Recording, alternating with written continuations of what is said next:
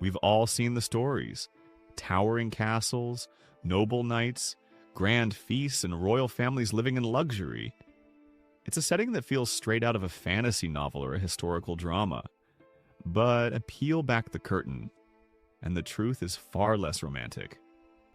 Living in a medieval castle wasn't about elegance or comfort. It was about survival. Behind those thick stone walls were cold nights, brutal work, poor hygiene, and constant fear of war, betrayal, and disease. The castle might have looked powerful on the outside, but life inside was far from ideal. Number 1, the harsh reality of castle life. When most people think of medieval castles, they picture towering stone walls, grand halls, and a life of nobility filled with feasts and luxury. But this image couldn't be further from the truth for the majority of people who lived inside them. Castles were designed first and foremost as military fortresses, built to withstand sieges, repel invaders, and project the power of whoever ruled within. Comfort, warmth, and hygiene were far down the list of priorities. Inside the castle, life was cold, literally. The walls, often several feet thick, were made of stone that absorbed the chill during winter and trapped heat during the summer. In the colder months, those stones radiated freezing air into every corner of the castle. There was no insulation, no glass windows, and no central heating. A single fireplace might exist in a room the size of a modern gymnasium, but its heat barely made a dent. Most residents relied on heavy woolen clothes, cloaks, and furs, which were rarely washed to stay warm. And even the nobility, with access to slightly better rooms and more servants, weren't spared from the cold drafts that swept through every hallway and chamber. The castle floors were usually stone or packed earth, and rugs or rushes were laid down not for comfort, but to soak up spills, mud, and waste. These rushes were changed infrequently and often became homes for insects and rodents. In some areas, people tossed scraps, bones, and food waste onto the floor where dogs might scavenge or it would simply decay. The smell inside a castle was a mix of smoke from cooking fires, human sweat, chamber pot contents, unwashed bodies, rotting food, and animals kept inside the walls for safety. Hygiene was almost non-existent by modern standards. There were no flush toilets or sewer systems. Instead, waste was dumped into moats, cesspits, or even thrown out of windows. Latrines, if available, were crude and often located over open pits. Many castles had garderobes, small toilet rooms with holes cut into stone slabs, placed high up on the outer walls so that waste would fall directly into a ditch or stream below. But these were usually reserved for the higher-ranking residents. The lower classes used buckets or simply relieved themselves wherever they could. Because of these practices, disease was rampant. Contaminated water supplies were a regular cause of outbreaks. People rarely bathed, partly because of the cold and partly due to beliefs that too much bathing could make you sick. Instead, they might wash their hands and face occasionally, and clothes were worn repeatedly until visibly soiled or infested with lice. Rats and fleas thrived in these environments, contributing to the spread of deadly diseases like the Black Death. In such close quarters, illnesses spread quickly, and medical help, when available, was based more on superstition than science. In truth, life in a medieval castle was a daily struggle against the elements, poor hygiene, and the constant threat of illness. For most residents, it was far from the romanticized life of kings and queens. It was about surviving from one harsh season to the next. Number 2, behind the fortress, construction and labor. Building a medieval castle was never just about stacking stones. It was a massive, high-risk project that demanded time, money, resources, and a relentless workforce. It often began with a basic motte and bailey design, where a wooden fort stood atop an artificial mound, the motte, surrounded by a walled courtyard, the bailey. This structure was only temporary. Once resources were secured and the region stabilized, construction shifted to stone, both for better durability and stronger defense. Stone, especially limestone, was the material of choice for most major castles, but obtaining it wasn't easy. Quarrying involved back-breaking labor with basic tools, chisels, hammers, wedges, used to extract massive blocks. These stones then had to be shaped by stonemasons on site, often under extreme weather conditions. Transporting them was a logistical nightmare. Oxen pulled heavy carts across muddy roads, through forests, and over hills. It could take days to move a single load. Bad weather or broken equipment often caused long delays. The labor force behind a castle's construction was diverse. Stonemasons were the stars of the operation, known for their precision and skill. Carpenters built scaffolding, hoisting systems, and temporary housing for workers. Blacksmiths forged nails, hinges, and tools needed on site. There were also unskilled laborers, dozens, sometimes hundreds, who carried stones, mixed mortar, and did the dirtiest jobs. These workers usually lived in makeshift wooden huts near the construction site, often in harsh and unsanitary conditions. Injuries were common, and fatalities weren't rare. A castle like Rochester Castle in England stands as a prime example of this effort. Built to resist Norman attacks, it had 4-meter-thick walls and a central keep designed to withstand siege engines. That level of defensive power came with a high price and human effort. Construction would go on for years, sometimes even outlasting the original patron who ordered it. And finishing the outer walls wasn't the end of the work. Castles required constant maintenance. Roofs leaked, walls eroded, and wooden structures decayed. Permanent staff were kept on site for repairs. Craftsmen, carpenters, masons, and even chimney sweeps. Every storm, every siege, every decade brought new problems to solve. Fire was a constant risk too, especially with the heavy use of open flames and wooden interiors. Once a section was damaged, entire crews were mobilized to restore it before it became a security weakness. In many ways, a castle was like a living machine. Without continuous labor, it would fall apart. The glamour we associate with castles today comes with the assumption that they were solid and eternal. But in reality, they were high-maintenance fortresses requiring constant human effort. From the early wooden prototypes to massive stone citadels, each castle was the product of sacrifice, of money, time, and most of all, people. Number 3, power and politics inside the walls. Medieval castles were more than just defensive strongholds. They were the nerve centers of political control. The lord of the castle acted as both ruler and judge, overseeing the local population, resolving disputes, collecting taxes, and ensuring loyalty to the crown. His power was visible not only in military might, but in how he used the castle as a stage for political maneuvering. At the heart of the castle's political life was the Great Hall. This was the symbolic and practical center of authority. Lavish banquets might have been held there, but more often it was where law was dispensed and alliances were made or broken. Local lords, knights, and sometimes even foreign dignitaries would gather to witness charters being signed, oaths being sworn, and judgments handed down. The Great Hall projected order and legitimacy. It was carefully designed to impress and intimidate. Power politics inside the castle didn't stop at diplomacy or ceremony. Marriages were powerful tools. A well-planned union could merge territories, strengthen dynasties, and end decades-long rivalries. Nobility used marriage as a calculated move.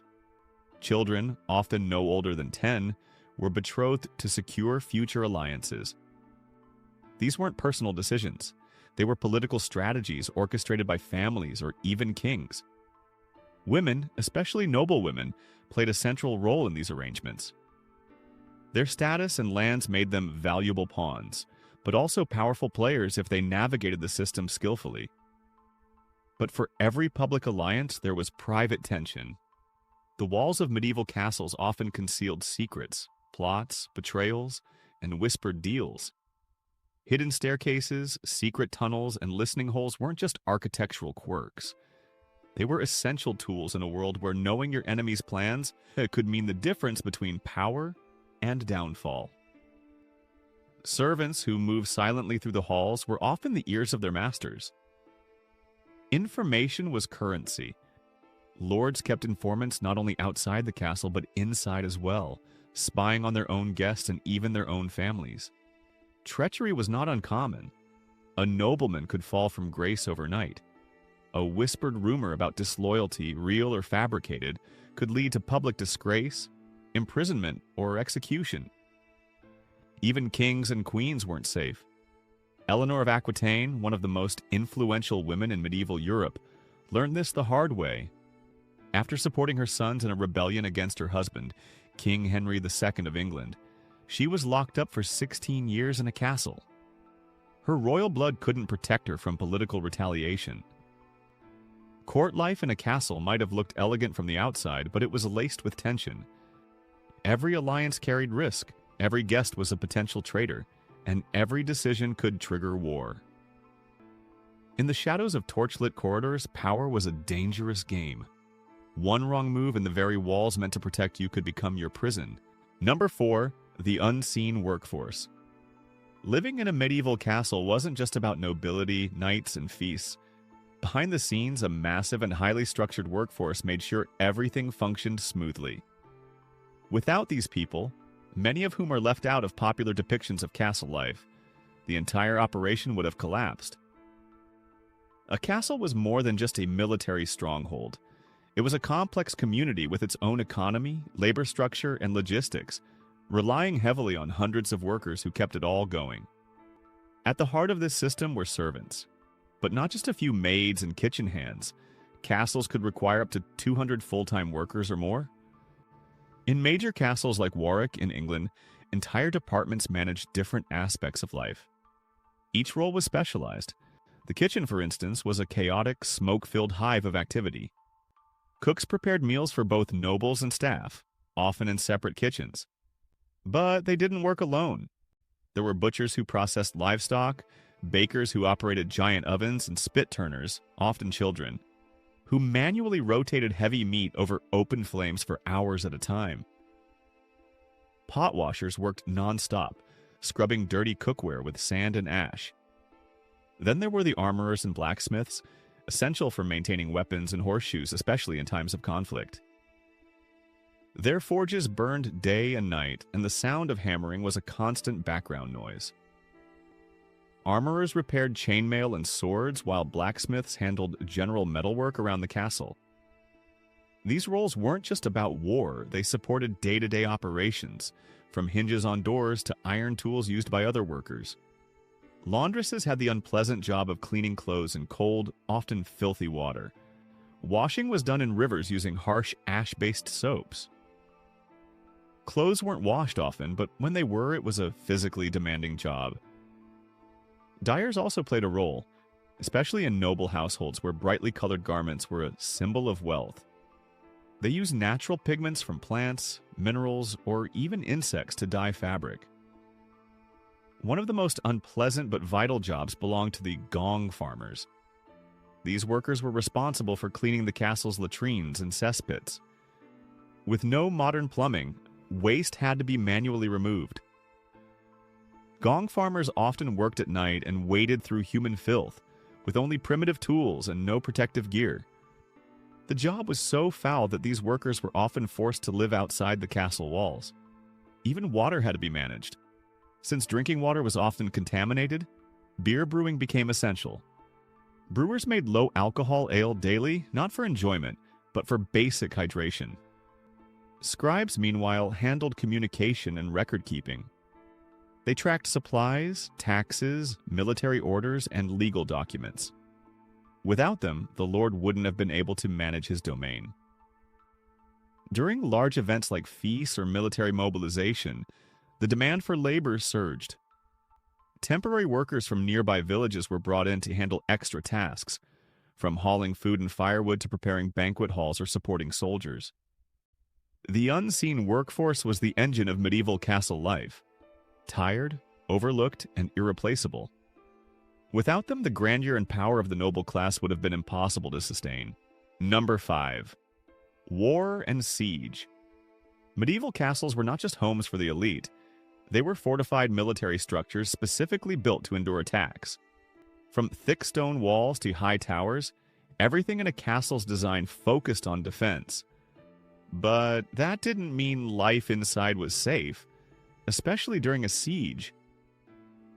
Siege warfare in the Middle Ages was a brutal and calculated form of combat. Castles were built to resist attack, but besieging armies came prepared with their own terrifying tools. Trebuchets hurled massive stones at the walls, trying to break them down over time. Battering rams pounded against gates, while sappers, skilled tunnelers, dug beneath foundations to cause collapses. At Rochester Castle in 1215, King John's forces famously dug a tunnel under the corner tower and used pig fat to ignite it.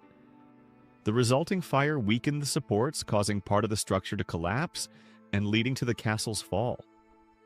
Life inside a besieged castle quickly turned grim. One of the first problems was food. Most castles stored grain, salted meat, and dried legumes in anticipation of a siege, but these supplies were limited. If the siege dragged on for weeks or months, starvation set in. There are documented cases of people eating rats, horses, and even shoe leather to survive. Drinking water also became an issue, especially if wells were poisoned, or access to clean water was cut off by attackers. As food disappeared, morale declined.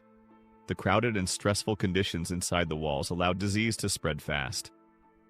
Dysentery, typhoid, and other illnesses were common in such environments. Medical care was primitive, and the wounded or sick were rarely isolated. Without proper sanitation or medicine, a small outbreak could turn deadly. Castles had many defensive features: moats to prevent tunneling, murder holes above gates to pour boiling oil or drop rocks on invaders, arrow slits for archers, and drawbridges to control access. These features helped slow attackers and inflict casualties. But they weren't perfect. All it took was one traitor, a distracted guard, or a damaged section of wall for the enemy to break through. And then there was gunpowder. By the late medieval period, cannons began to change everything. Walls that had once stood for centuries could be demolished in hours by concentrated artillery fire. The age of the impregnable castle started to fade. Still, castles remained critical in medieval strategy. Controlling a castle meant controlling the surrounding land. It served as a political symbol, a military base, and a center of administration. Losing a castle often meant losing an entire region. During war, the castle wasn't a place of safety, it was a target. Inside, people lived in fear, knowing that any day the walls might fall or someone might open a gate from the inside. Siege wasn't just a battle tactic, it was psychological warfare, and castles, for all their strength, could only hold out for so long. Number 6. Daily life and class divide. Life in a medieval castle was strictly hierarchical, and daily existence varied drastically depending on your social class. At the top were the lords and ladies, landowners with power, influence, and wealth. But even their lives weren't filled with constant luxury. Below them were knights, stewards, and officials, followed by a massive workforce of servants, artisans, and laborers who kept the castle functioning. This divide affected every part of life, from what you ate and wore to how long you lived. For the nobility, daily routines included meetings with advisors, overseeing estate affairs, and maintaining political alliances.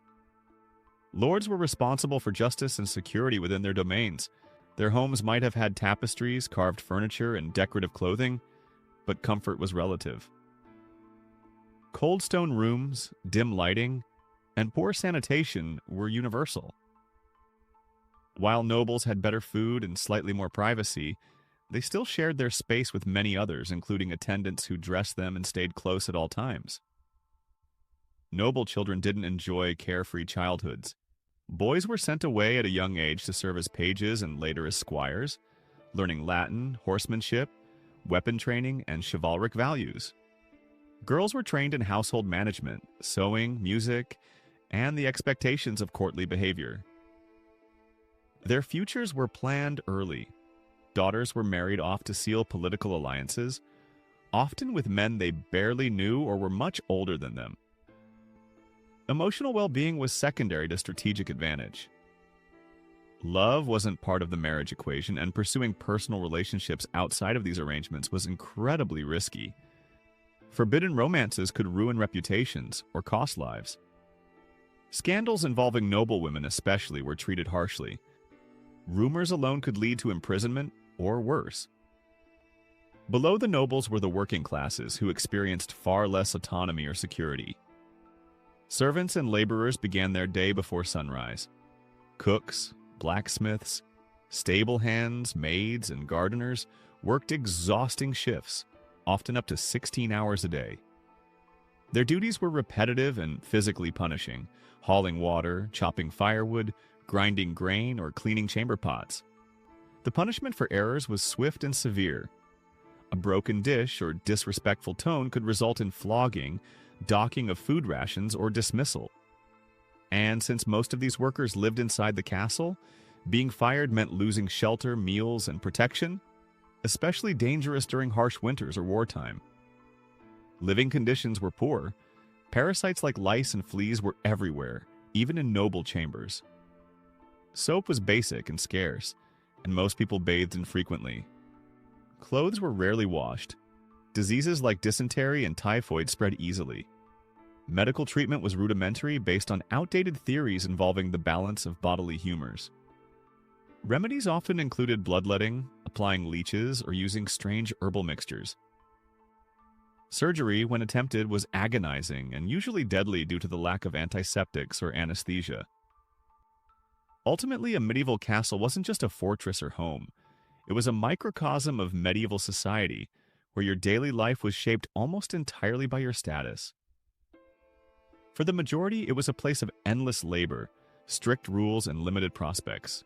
Even those at the top lived under pressure, their status fragile and constantly threatened by political intrigue or scandal. Number 7. Secrets, spies, and shadows. Medieval castles were not just stone fortresses built to keep enemies out.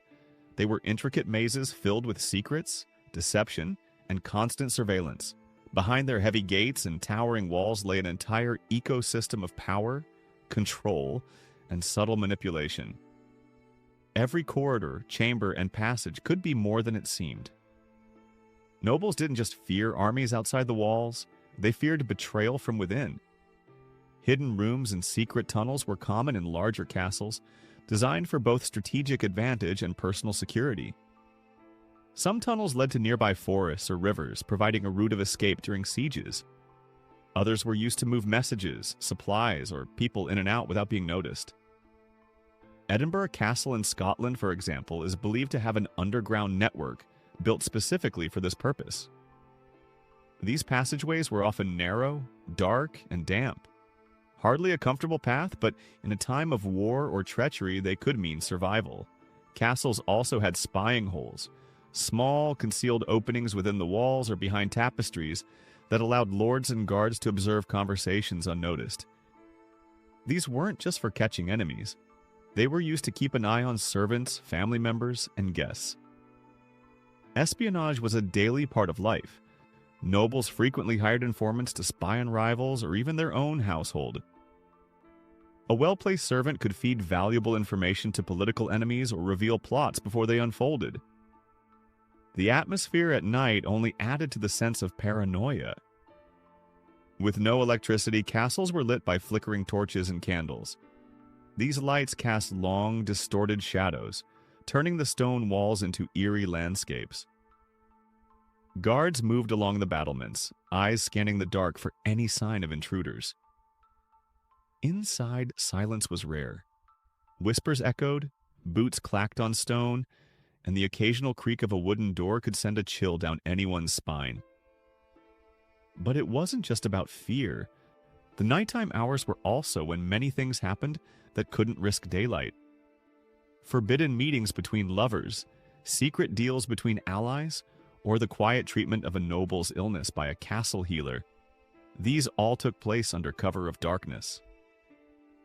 Healers, especially those with knowledge of herbs and early surgical practices, often worked in private to avoid rumors or accusations of sorcery. Fire, always a concern, was a constant companion in the night.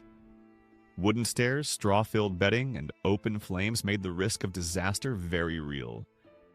A dropped candle or unattended hearth could destroy entire sections of a castle before anyone could react.